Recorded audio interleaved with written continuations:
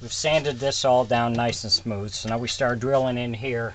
We're going to drill an 1.25 inch hole for our stick.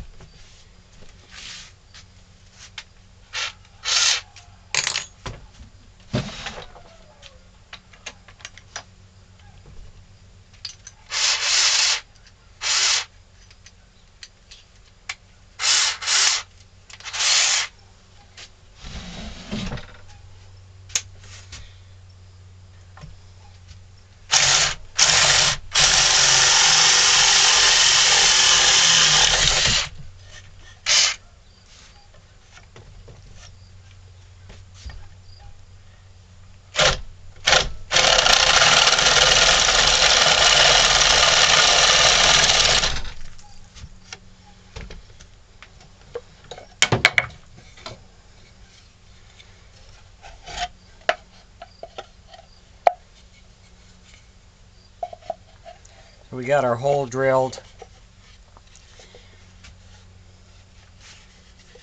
So now we're just going to keep working on this, and then we'll sand this down a little bit. And then we'll be back. If you enjoy my videos, please subscribe to my YouTube page. Thank you.